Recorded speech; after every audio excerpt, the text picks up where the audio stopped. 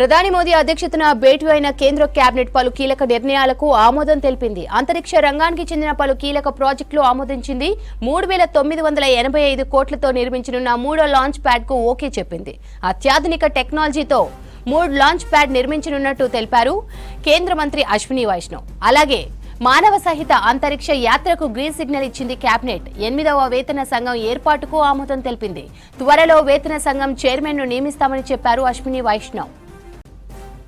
ప్రధాని మోదీ అధ్యక్షతన భేటీ అయిన కేంద్ర కేబినెట్ పలు కీలక నిర్ణయాలకు ఆమోదం తెలిపింది. అంతరిక్ష రంగానికి చెందిన పలు కీలక ప్రాజెక్టులను ఆమోదించింది. 3985 కోట్లతో నిర్మించనున్న మూడో లాంచ్ ప్యాడ్ కు ఓకే చెప్పింది. అత్యాధునిక టెక్నాలజీతో మూడో లాంచ్ ప్యాడ్ నిర్మించనున్నట్లు తెలిపారు కేంద్ర మంత్రి అశ్విని వైష్ణవ్. మానవ సహిత అంతరిక్ష యాత్రకు గ్రీన్ సిగ్నల్ ఇచ్చినట్లు తెలిపారు. 8వ వేతన సంఘం ఏర్పాటుకు ఆమోదం తెలిపారు. ఇక త్వరలోనే వేతన సంఘం చైర్మన్ ను నియమిస్తామని చెప్పారు అశ్విని వైష్ణవ్.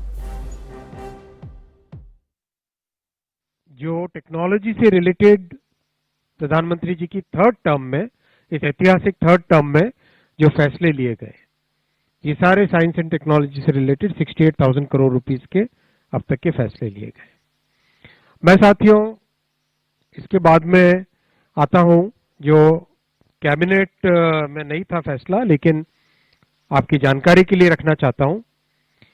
माननीय प्रधानमंत्री जी ने केंद्र सरकार के सभी कर्मचारियों के लिए 8th सेंट्रल पे कमीशन को मंजूरी दे दी है।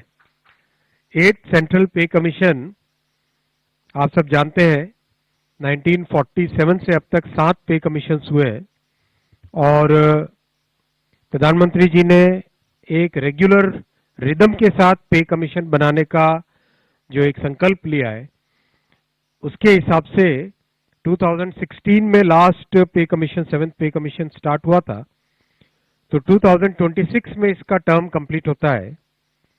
उससे वेल बिफोर 2025 में 8th पे कमीशन स्टैब्लिश करने से सफिशिएंट टाइम मिलेगा so that the recommendations can be received well before the completion of the period of 7th pay commission.